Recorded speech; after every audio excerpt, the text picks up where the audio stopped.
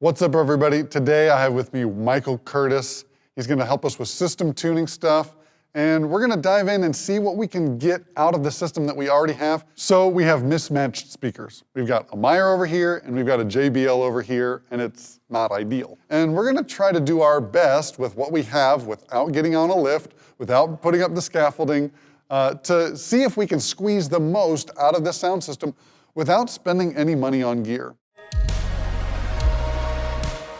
So, Michael, take it away. I love it. I love being able to repurpose gear that you already have, because you may think we've already made this investment. Let's see if we can squeeze the most out of it. But it's hard to tell because audio is subjective. It may sound great in the back or not great in the front, but we're actually going to get some data today and verify what's happening. The best place to start is just like in recording, you want a good vocal take before you try and mix it. The same thing, we want to make sure that our speakers, it's the right speaker in the right spot, pointed in the right direction. These, besides being mismatched speakers, they're 80% of the way there. And so let's just see what we can do with processing on the X32 only. We're not getting a fancy external DSP. We're just going to use that tool set as is and use a software called Smart to analyze the rig and see if we can wrangle it into sounding great. So let's take a look and see what we've got so far. This is the MacGyvered system that's tuned by ear. Just kind of threw up some EQs, hoping they're engaged, trying to match things. You know, the system processor died, so this was just the MacGyver situation. Let's start with the first steps on verifying to see what's actually coming out of the PA versus what we're sending to it, and then we can go from there. I love it. Thank you, James. So yeah, our complete signal path is from our audio interface, which is running Smart, or measurement software. We're sending a reference signal into it. It's just pink noise. We can do anything, but pink noise is the standard one.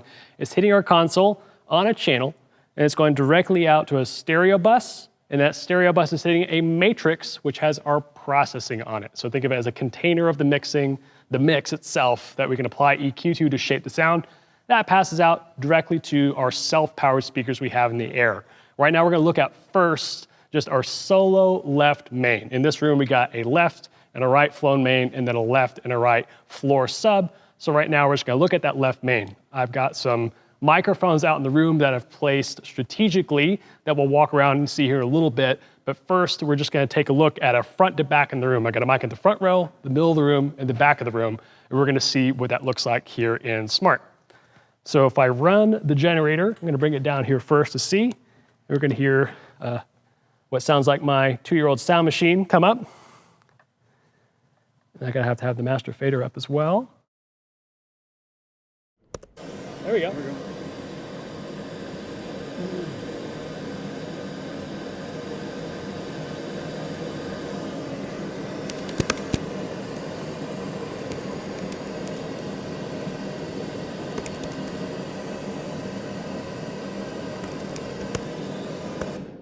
Great.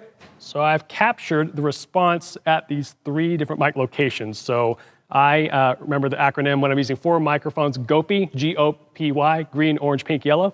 And that's just kind of what's in. I stole that from Michael Lawrence, who's a fantastic system tech. And you also can put gaff tape on your microphones and see which ones they are. I'm not that fancy today, but you can always spot, oh, that's A, that's B, that's C. So you can see here we have our A microphone, B microphone, C microphone, which is green, orange, and pink. And this is the response front to back. And so we'll be able to see what's it sounding like for the pastor who's sitting in the front row, what's it sounding like from the middle of the congregation in the very back row. We will get to moving a microphone back here to the front house so we can see how that's actually translating to James when he's mixing, because someone may send him a text in the middle of the service like, hey, I can't quite hear the vocals. And he's like, well, they sound great back here, but how much is that actual discrepancy? Because we want to figure out, is this speaker doing its job just for the congregation? Is it doing a service more for the pastor or for back here? And how much we have to translate and figure out that gap. So right now we have James's processing that he did by ear just on the stereo bus for our single solo left main speaker. So if you're not seeing low end right now because we don't have the subs on. So don't worry, James likes 50 hertz just as much as the rest of us, but we're here. And so we see front to back, we're seeing a little bit of a bump here at, looks like 600 hertz in the mid-range. But otherwise, and that's consistent across everything, and then we're seeing a little bit of a fall off here in the top end. This white line that you're seeing here is my target curve. I also got this one from Michael Lawrence, and it's basically when he's tuning a musically oriented system that's not theater, that's not corporate, what type of response do we get out of it? So a target curve, as you can see here, if we follow this white line, It is pretty neutral from about 300 hertz and has a gentle slope down to 10K. It's pretty flat, if you will, but it has a pretty generous slope up all the way here to 63 hertz. So that's basically giving us some more low-end heft. You wouldn't want to tune your studio speakers like this, but in a live environment, folks just really want that low-end punch and feel to it. So this is what I usually start with when I'm trying to bend a system's response to match that, and then I'll walk around and evaluate. So you definitely can differ from this. I've used different target curves in the past, but if something is just like wonky and looks like, you know, Southern Arkansas teeth, that's not good either. So I'm from Arkansas, so I can dog on it. But anyway, so big takeaways I'm seeing here is that in the top end, these frequencies here, for basically like 1K and up, are tracking pretty well. So our coverage front to back and like intelligibility is doing a good job here. This mid-range gunk, since it's only one speaker, we cannot tell it to throw 500 hertz differently to the back row versus the front row. So we're not going to make a huge EQ decision based off of this. But we'll take a look at the processor here in a second. But then we are assuming down here in the low range that that's where your subs are going to pick up. So we'll bring them in here in a minute and see how far off are we. Because remember, this is the first step when evaluating should you get a new sound system, is how well is the stuff you currently have working. And if you can see with data and actually evaluate how bad is it? It's like bringing in your car and the mechanic walks slowly to you and it's like, you need a new transmission. It's like, oh gosh. And so, or do we just need a tire change? So anyway, let's move in and bring up our subs at the current level and just see how they go.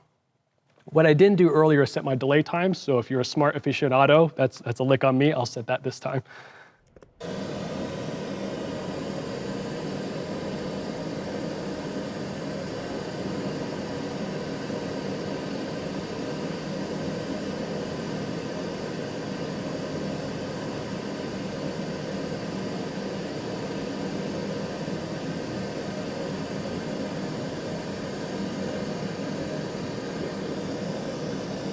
Now let's bring in our subs.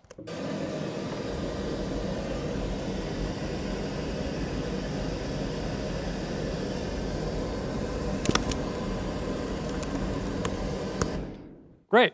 So you can say you like subwoofers about where Michael Lawrence likes them. So it's following this trend.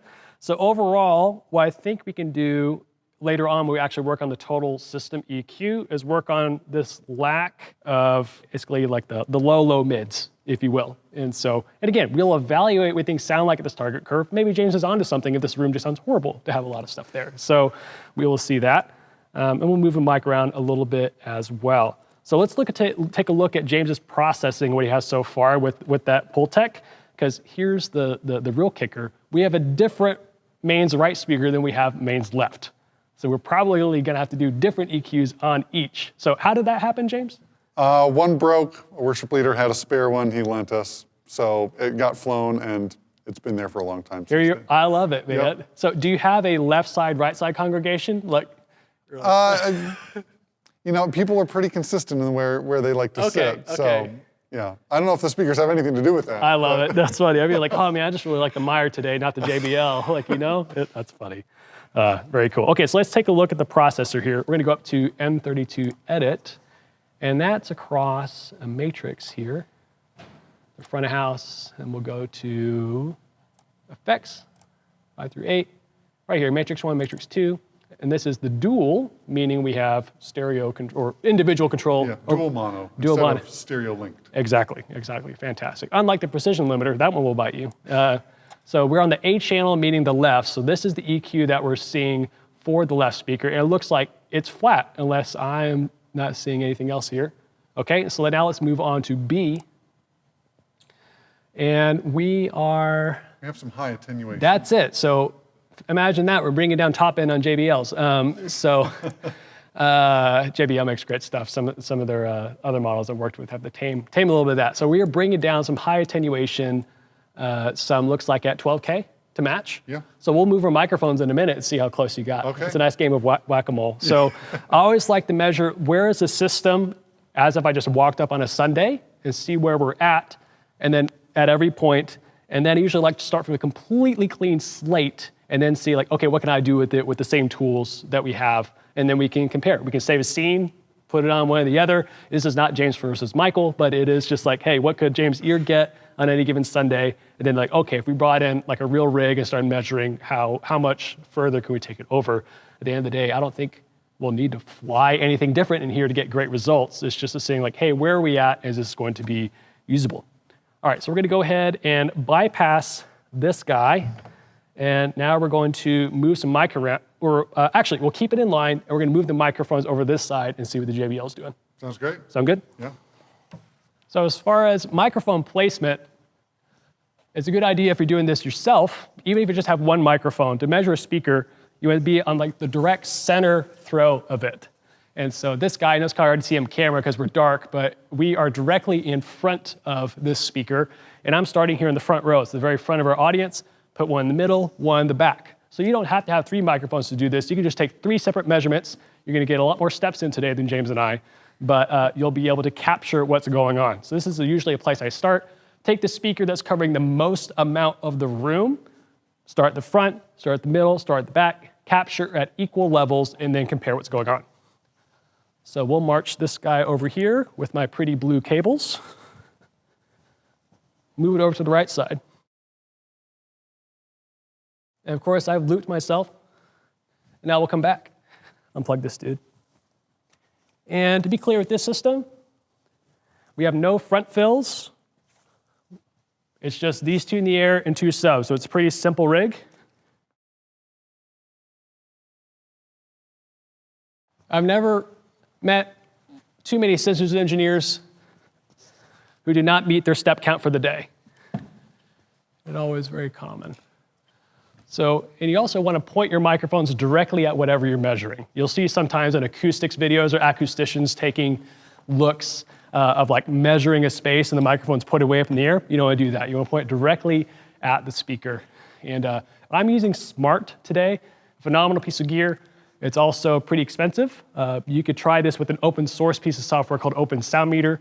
It's a pay what you want model. And if you're just dipping your toe in the water, definitely get that. And it's a very similar workflow. So we got our microphones in place. They're all pointed at the speakers, directly at our JBL. And now let's see what our response looks like.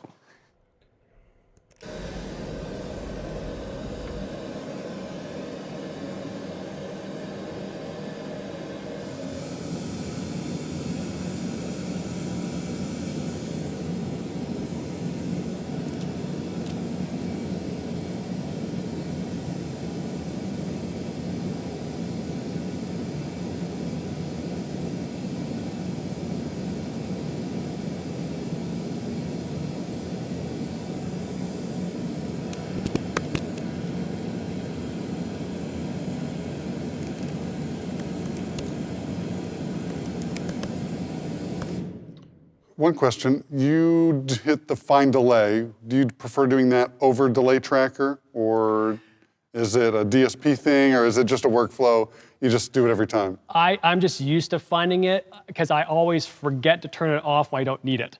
Right. Because if I'm trying to measure a sub and the delay finder is like, well, I can't find that impulse response, and so maybe if I was a little bit smarter, more fluid, I'd figure that out, but I'm just used to finding it manually. Cool. Maybe I'll get faster one day, but we'll see. So here's the response of our right speaker, and our only EQ move was some high-end attenuation.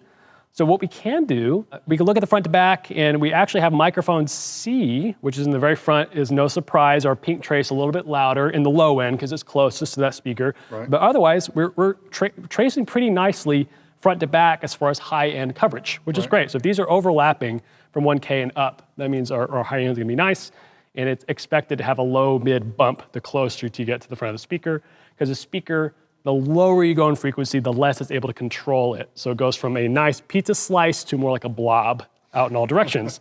And so I like pizza a lot more than blobs, but what we can do to get a general feel of like, let's compare the left versus the right, is we can make an average of what we just took at the left versus the average on the right, and see what's going on. So we can do that here in Smart. Get rid of this. And we'll select these, hit average, and just do JBL, average. We'll make it a nice different color. Why not purple? Apply. Okay. We'll hide all these. We'll measure with the subs in a minute. Hit here, average. Meyer. This is not a Meyer versus JBL Duke out, but it'd make a great YouTube title probably. And we'll make that like a royal blue. We like to mix, but not necessarily mixing speakers. Yes, yes. Yes. Okay, great. So let's look at that average. And we can see, yeah, the JBL, a little more low end down here. And a little more top from here on up. So even just the plain old level could probably come down, and that would make it match a little bit better. Absolutely.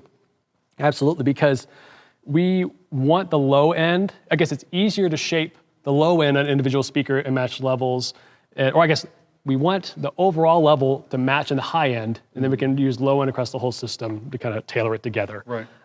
So I think the overall level could come down, and we could do that either separating our matrices. We could also get up there in a lift and do it on the back of the speaker. So it's just how much effort you want to go through, but matching levels across. And again, we put speakers on axis is the technical name for it, of like directly in the center of the speaker's throw. And just by looking at this room and the size, their coverage, I have no idea what the actual coverage angle of that speaker is in the air. Right. And that's the thing, oftentimes you're walking up to a system of like, we got this in the 80s, good luck. And so you just kind of have to sniff out what you're looking at with this measurement data.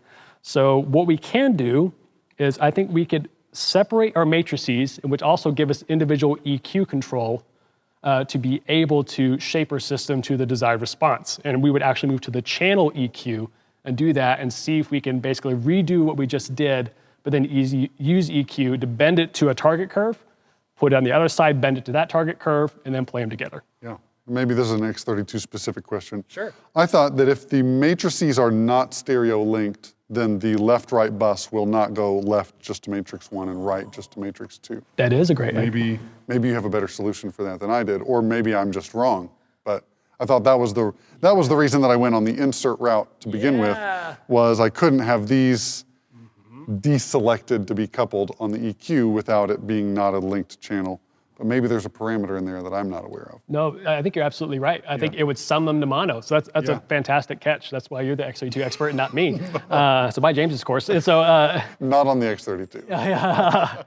I love it. So let's see, just for fun. I mean, I've never used a Pultec to tune a system, but people did it on broadcasts all the time, so why not? Yeah. So this is a fun challenge for today. Try it. So again, most people think system tuning, the EQ ends up being like a bunch of little parametric, fine-tooth things and taking out room resonances, all that stuff. You don't want to do that. You want to start with basically a low shelf all the way up at like 1K or 500 and gently massage the low end, and then another high shelf way down at like 500 or 1K, and then slowly lift up to the top. Right. So we're trying to get the broad strokes done before we're getting real nitpicky, because even like some of the anomalies that you're going to run into, those might be off axis, right? So you're correcting something for off on the side that everybody else is getting the results of, and that makes things messy, and you end up chasing your tail all around because it needs to be a little bit more of this over here and a little bit more or less of this over here, and we can't fix that with EQ. Nope, we can't. Absolutely. And the general trend and what we can expect from a speaker as we move off axis is the low end is going to stay very similar, but we're going to get a drop in top end as we move away and off axis from a speaker. So that could be moving too far out of its coverage or under its coverage or left or right. So basically, if we think of a speaker as a flashlight, we are sound engineers or system designers or reverse stage lighting designers. So if you put a bunch of LECOs up there and you want to even stage wash, just flip the LECOs around and we want an even wash out in the audience, okay? Right. And so if we have a LECO that's like a 19-degree lens, and it's like, good luck getting everyone out here, you know? And if we have one that's like, whoa, it's like, it's not fun spraying over the walls. We want to focus the light exactly where we want it. We can measure off axis a little bit and be like, okay, is this covering left or right? But we always want to start dead in the middle, and then we can predict that's going to fall off some and see if we got it. Yeah. I have another question. Looking at the graph, how far off in level are these, say, above 1K? Like, what's the scale that we're looking at, and how close did I get? Totally. So really cool feature in Smart, you can shift click in any feature, and it'll normalize the all traces. So it obviously did weird stuff with our sub right here, but if I put both of them now overlap at 1K, and we can see them normalized over frequency, not over level period. Right. And so that would be the level difference if I select the Meyer average and I move up here, that is At 4K, it's -5, then we have a -7, then we get back up to 0 here. And the JBL, we're at like -2, really even at 4K. And then it's the very top end is with the biggest delta that I see. So we're back up at 0 right here at about 10K on the JBL. Right.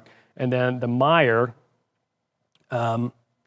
which, sorry, my phase trace is foobar because I forgot to set my delay times. I apologize, but that has a further dip at 10K. The JBL was at 0, now we're at -8. Okay. So the very, very top is where we had the biggest delta. So basically, you needed to trust your gut and go further with the JBL because you were on the right track, which is a great thing. Yeah. And then we just need to see if we can match the low-end cojones a little bit more across both of them. And I think one other thing, like in anytime you're listening and taking two different, or trying to match something with your ears, the longer distance of time there is between when you listen to one and listen to the other, the harder it gets to differentiate and remember what it is exactly that you were hearing.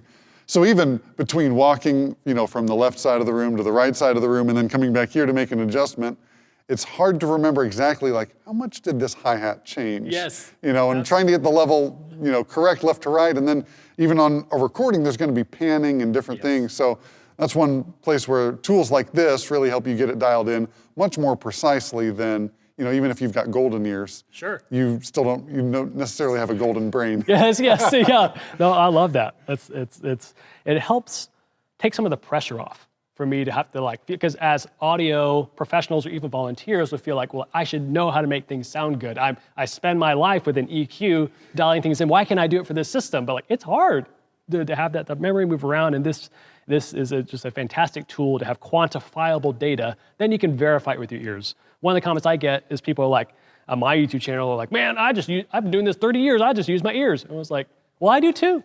I just use that as well. And so, so you can too. So whether or not you choose to dive down this really nerdy rabbit hole or not, it's still, you can either hire someone to help figure this out, or you could take a little bit of knowledge, and again, mostly like very cheap software and a $69 microphone, or maybe supply chains made it $79 now, but you can get good results.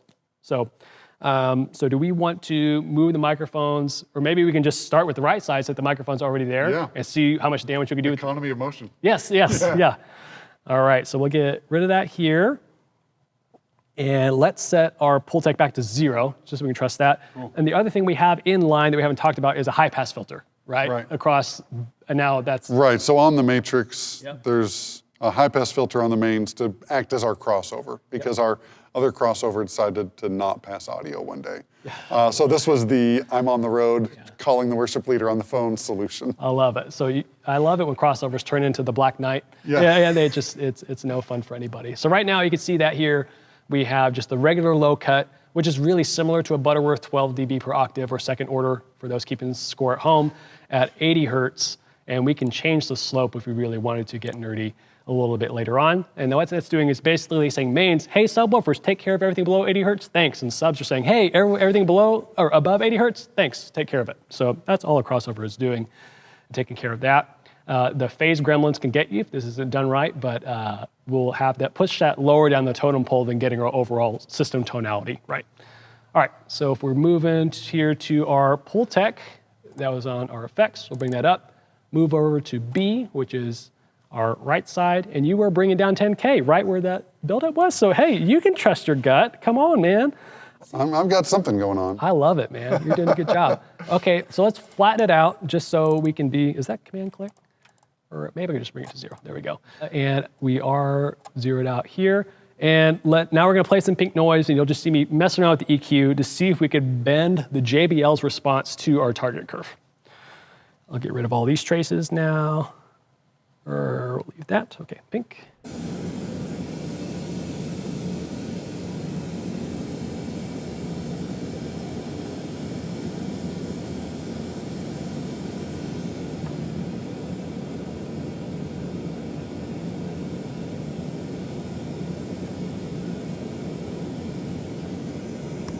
Cool. So I haven't captured this trace yet, but just want to give you a status update, if you will. So I went at, looks like 10K. attenuated, whatever this number that's not popping up right now, about four, whatever four means. And 4 units. Yes, yeah. Who needs decibels, right? So anyway, and that was just a broad stroke move to get majority of our top end here down to where we want it.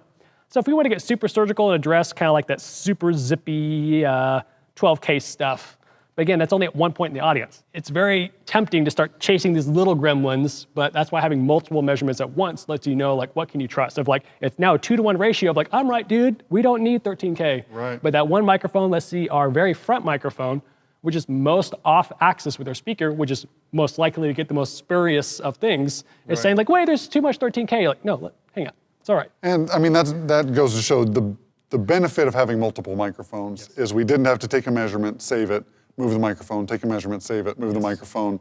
We got to watch in real time what it's changing from front to back. And so then we can easily and quickly ignore extraneous data that's, again, going to send us down that rabbit hole if we're not careful. So if you have budget, get 3, or just 1 for now. I'm going to turn on delay tracker just for fun so people can see how that works. Cool. And so if we move the microphone, it should now pay attention and automatically align. So what that delay tracker is doing is we're sending a signal out of my audio interface into the console through some conversion into the speaker. It's flying through space to my microphone, and that takes propagation time or digital conversion time, period. And so that right now, my A microphone, which is at the very back of the room, is now taking 25.81 milliseconds to do that complete path.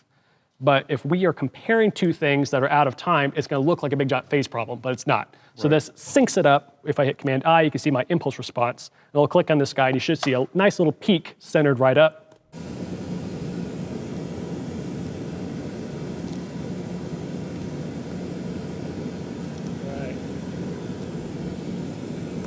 And there it is. See, sorry, one way I didn't capture it, but it was a nice little peak in the center. It says like, hi, I found you.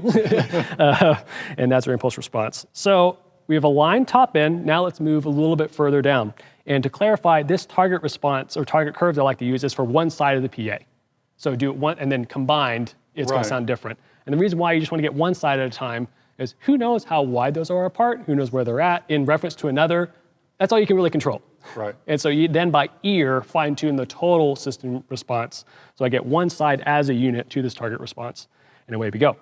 I'm going to hit Command Y, which gets rid of my trace offsets. We'll take care of our sub a little bit later. We'll put that there. So now let's see if we can get rid of this like low mid junk that's just building up there. Yeah. All right. Well, and this room doesn't help. You can probably hear through our microphones. There's a lot of resonance happening down in the low mids, and that's just part of having this space. Until we get acoustic treatment and put that on the walls, and maybe even fine tune some of that acoustic treatment, these low mids are here to stay for now. So EQing the speakers to compensate for that, they might not be, like totally flat if we put this same EQ curve in an anechoic chamber, but we're also having to deal with the way that the room itself resonates, kind of like a drum head. So all the walls, floor, and ceiling, all of them are resonating like drum heads, except the floor because it's concrete. So all of that combined together just wants to hang on in the low mids. So we're gonna have to adjust our speakers to compensate for that extra resonance that's going on there. Absolutely. And it looks like on our Pultec, we've already used up, we only have a boost left. Right. Or we've got our low boost or low attenuation. But our low frequency only goes up to 100 hertz. Right. And so it's pretty wide though. I mean, that's where it's, yes. So let's see if it's going to. We can see how much it'll take out. Let's see if this will do the tool. I like simplicity, keep the same tool doing the same job. But I would say next step, if it doesn't, let's see if we can get this, because we did have a buildup in 500 in the Meyer as well. So if we can kind of share that across the whole matrix and get the whole rig to dive down, we'll see if that works. Okay, here comes the pink.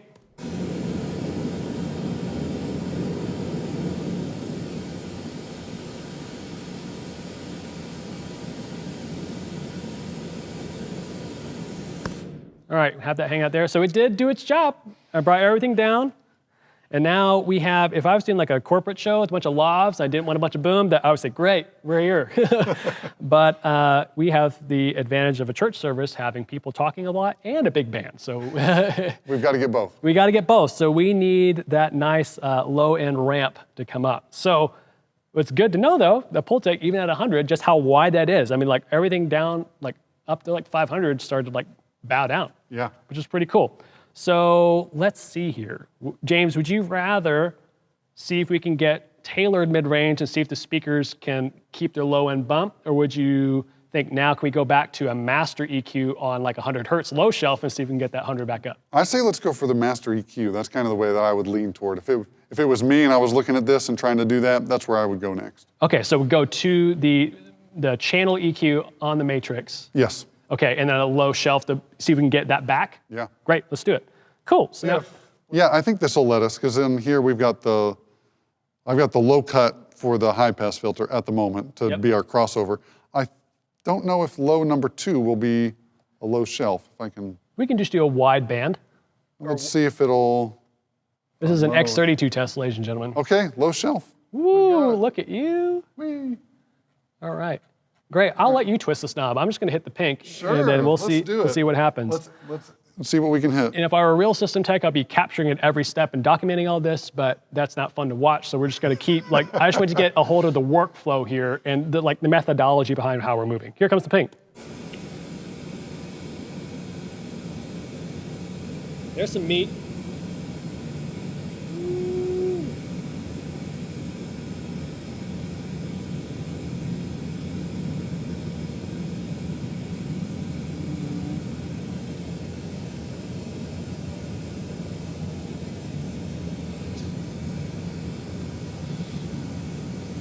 So I'm thinking I'm going to go and take my high pass filter down a little bit farther so that I can get that target trace right where I want it. Sure. You know, and even though, you know, that might mess with my subs in the summation, we'll just see for now. But I think that's pretty close. Great. I mean, it's not getting the mains down here where we might want Yeah, them. and this is for like a big, large format system. Right. And so, yeah, I'm not surprised, but cool. So that looks like a pretty, like we just boosted, congratulations, 11 dB at 105 hertz. Again, we'll just feel out how that actually translates in the room to have that much what's called pink shift of like, are we kind of like diving down the top end and boosting low end or tilting back up? And so again, that goes back to those two main filters. If you're gonna start tuning a system, forget your parametrics, grab a couple shelves at 1K and just make a tilt. Even the wing has a tilt filter, right? Yeah. And so just go, just rock it back and forth to what you need. So we're doing a good job here. The JBL is to our target curve now. We'll worry about the subs later. Cool. Let's see if we can move our microphones now back over to the Meyer and see what we got. Sounds good. Cool.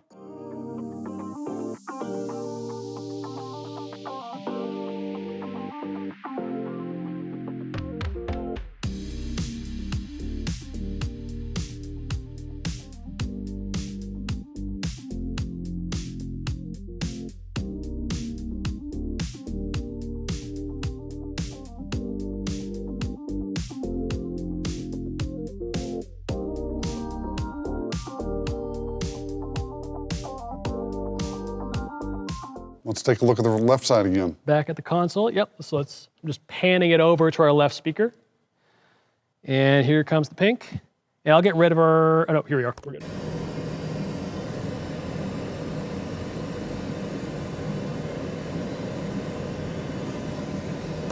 All right, let's assess. All right. So it looks like above 1K, we're pretty close. Maybe up a touch. Yep. But again, all that stuff below 1K gets a little out of control. Yep. You know, and the worse, it's worse in the front than in the back. Yes, which is to be expected. So it's like a reverse mullet, or is that just like, I don't know.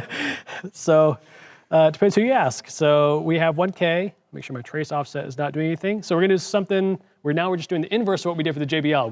We attenuated top end, now we're Right. bringing it up. So if you wanna do the honors. Yeah, and you have delay tracker on, is that right? So that Yes. needed to do it, cool. Yep. Which those times are a little bit, we haven't captured yet. I might force it to grab a measurement because those are looking a little bit too close to each other. I'll bring this here. Here comes the pink. Swing this down.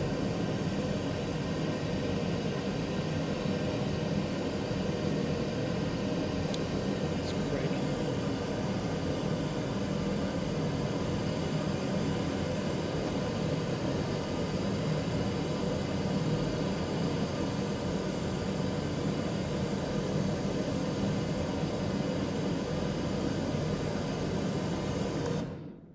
Cool. So I widened out our bandwidth a bunch because I heard even boost at 3K, it was like, it just like came through. Right. So we're in broad strokes. We don't have a high shelf here. At least I don't think it's a shelf. It's a parametric for the boost. Yep. Yeah. So the boost is there. Or bell curve. Yes. The pull tech, whoever made that circuit was like, I'm just going to make everything weird. It's almost like the 1176 guy or girl. But anyway, so the high boost is there. We've got our top end now. So now let's go to mirror that, put it at 100, and do our low attenuation.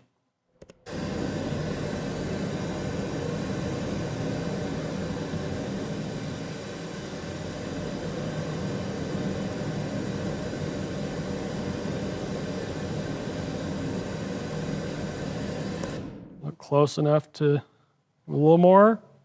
Yeah, I think it's close enough for, adjusting. Well, this is also hearing that same boost on the parametric, right? Because both of them are getting this boost down on the low end. Yep. So I think that's, close enough for mismatched speakers. Sure. I love it. Okay, very cool. So let me do some pink again. I'll capture it.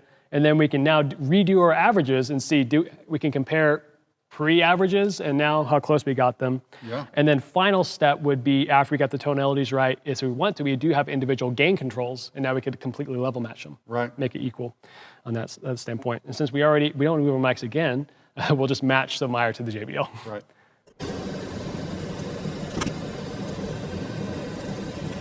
So I've got Meyer post EQ.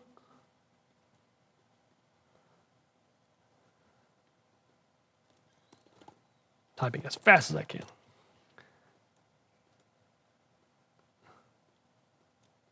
Oops.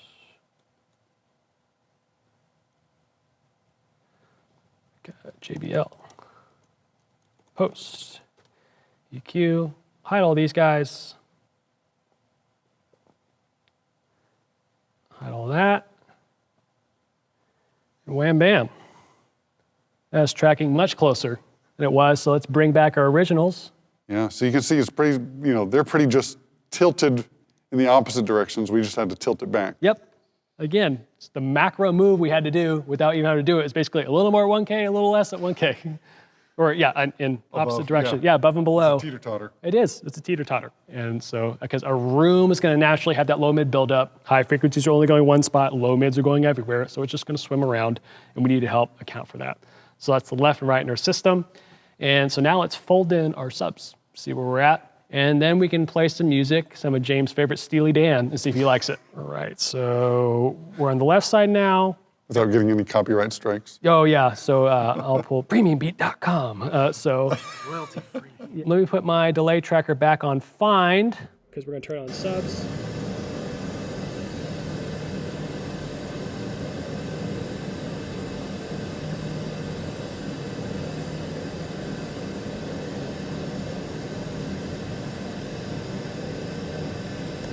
Okay, so we had it latched on, and now we're gonna put the subs. Subs are on the floor, so we can already guess that is it gonna be louder at the front or the back? In the front. Yeah, because they're close. And so the inverse square law, or basically sound loses energy for every doubling of distance. It loses half its energy for every doubling of distance. And so if I'm 10 feet away from that microphone and step back another 10 feet, I just lost 6 dB.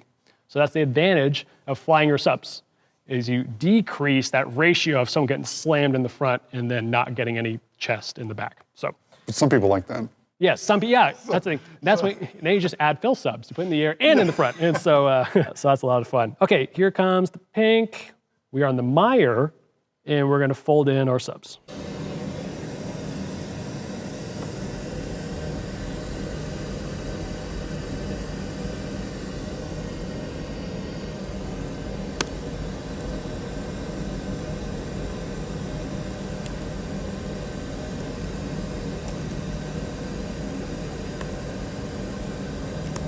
Cool. So I just captured one trace of the C microphone, the very front. So I thought about let's see what it looks like for the front row. And that's there. So that's following the target curve. Of course, we have this low mid stuff because of the front, whatever, but that is most closely aligning it. We also have to be cognizant of, we have both subs on right now. Right now at the console, we can't control one versus the other. Right. So if we had both of them on and we're here, that means, and it's only one main, it's 2 to 1. Right. So we could actually just either turn one off that would require walking back there, which we're not going to do right now, or just run it 6 dB lower and set the level, because that would be cutting it in half, right? So, but subs, I usually get it close to this target curve, and it really comes down to feel, because that's usually the most like literally visceral experience you have, and so that's the most.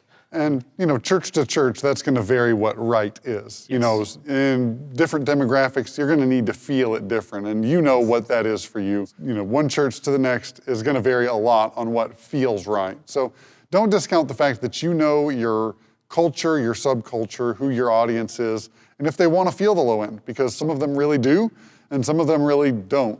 And so don't just follow the advice of some guy on YouTube. You really need to get that dialed in, and make sure that your leadership team is on board with that and they know exactly what it is that is going to serve your congregation well, so that it can be articulated, because there will be that one grumpy person that comes up and says, I don't like this.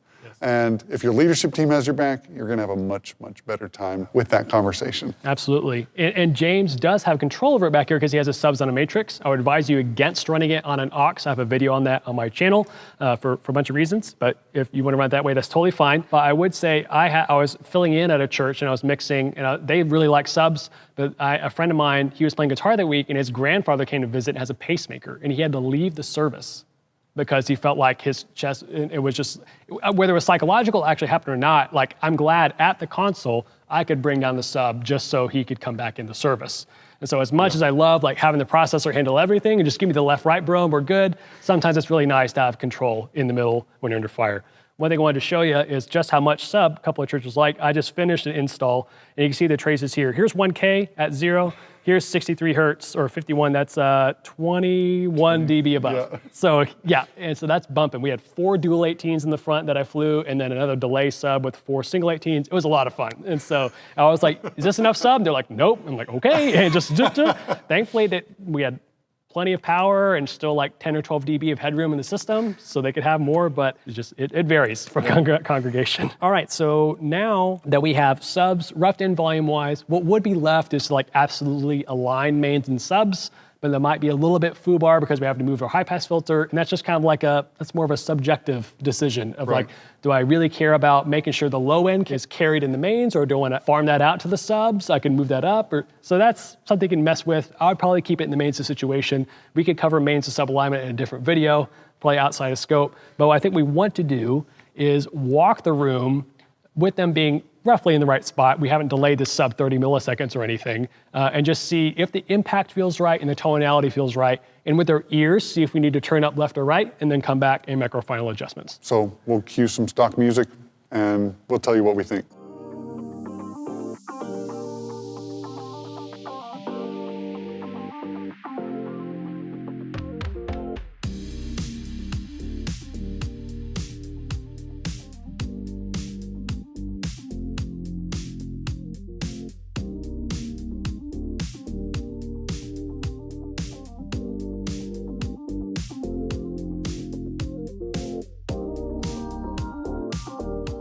So to me, it's maybe it's the fact that I'm used to the other way. Yeah. But it feels a little bit more warm than I want it, right? Okay. So even though we cut out some low, I think with the boost, 110 or 103, I feel like that might have taken it outside of what feels good for the level that we usually run at. Sure. Right? So it just feels a little bit too much woolly, maybe. Yeah. So maybe we back that off and see if it feels right, because again, that's a broadband thing that's across all of it. Absolutely. We'll see how that feels pulling this back down. So yeah, it was 105 and 11 dB. Yep. Let's try split the difference and do 6 dB and see if that feels good. So back to the music.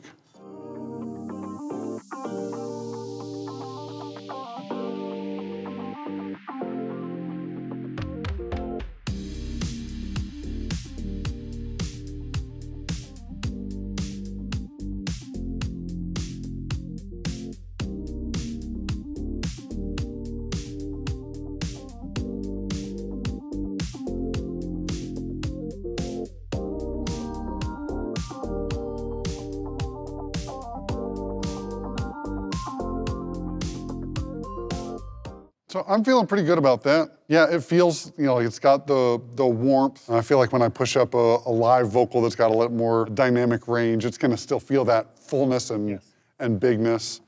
And then again, like if we get into the middle of it and we decide, oh, this is still too much, I can still dial that down a little bit.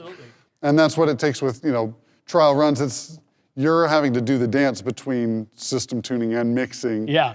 And if you're having to do a lot of mixing adjustments based on what the system is tuned like, then maybe that's needing to undo bad habits, or maybe it's an adjustment that needs to be made on a broadband so that anybody else that comes in and mixes on your system, whether that's a guest engineer for a band that comes in or just a new volunteer, if they've been trained somewhere else, they're not having to jump through hoops based on what your system is doing. I think we're in a pretty good spot. I'm happy. Awesome, good. So yeah, the ultimate test is once you get on a Sunday morning or when you have a service and hear your band, it's like we can make Steely Dan or whatever sound great all day, but until hear what's normally coming out of the speakers, that's what matters the most. And so we usually, when I'm either coming to come do a system, I'll schedule it on a rehearsal night. So I'll come and tune the system, get it sounding great, and then we actually get to like immediate feedback and whether did that translate or not, and it's usually fine tuning it. So I think the last thing we're gonna do is now take a measurement here at front of house and be like, well, how bad is it for James back here? And it's bad. I mean, I often have to leave here and walk up there to really know what it sounds like. That's just part of my normal Sunday sound check, and even after the service starts and we get warm bodies in the room, I've got to walk out there and know what it sounds like, because I know if it's really clear out in front vocals back here, then it's going to mow people down out there. And even, where the pastor stands and where, if I get that text of, hey bro, I can't hear the vocals, I have to balance that because he's kind of standing outside of coverage a little bit. So it's good to know what front of house sounds like compared to everywhere else, and even seeing it on a graph is kind of be eye-opening as well. So let's point at the Myers. That one's a little bit closer to us and we'll localize to it more. We'll point it, I think we're headed there. And are we gonna keep the pink noise pan to that side, or are we gonna do it to both sides? Let's do both. Okay. We might take a measurement both just to see, because low mids are gonna be coming off both. Right. And this is microphone B right now, just for those keeping it score at home. So we have A and C are still out there and we can kind of compare what's happening. And here comes the pink.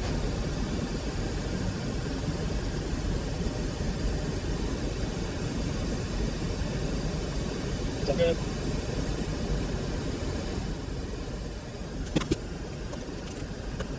Our orange microphone is the one back That's what we're looking for. So it, compared to green, get rid of this, it's a little bit bigger now. We'll get rid of these target traces as well. Yeah, that's what we're looking at. So it's quite a bit brighter everywhere else, just about, except for the very front row. Yeah, so we have more low mids down front. So if we're comparing front row to front of house, definitely a lot more low mids. So your pastor assuming he's gonna be sitting down there, is gonna just feel, even if the top end at the end of the day is the same, it's still the ratio of low mid, so it's gonna feel warmer to him. And then, masking is a phenomenon that really matters in this situation. And if we're looking at, let's hide this guy again. So if we're looking at now our orange trace compared to green, which is our middle microphone, they're actually pretty similar, which is great. So you can trust whoever's standing there right in the middle is hearing something that you're hearing, which is great. So that's where I need to sit when it's my week off. Exactly, yeah. And you'd be like, I can take some mix notes or do whatever. So you can get all that going there. So if you enjoyed getting to hang out with us today and help make the system sound better with some fun software, move around some microphones, I have a whole YouTube channel dedicated to that. You can search Michael Curtis, and on there you'll be able to find my audio math survival spreadsheet and any of my videos at the link below, or you can do to producedbymkc.com/audio toolkit. It is a Google sheet that has all of the scary math in there for you. You just put in data in an orange cell, it's gonna spit it out in a blue one. I mean, you need to know how to use it, but that's what my videos are for.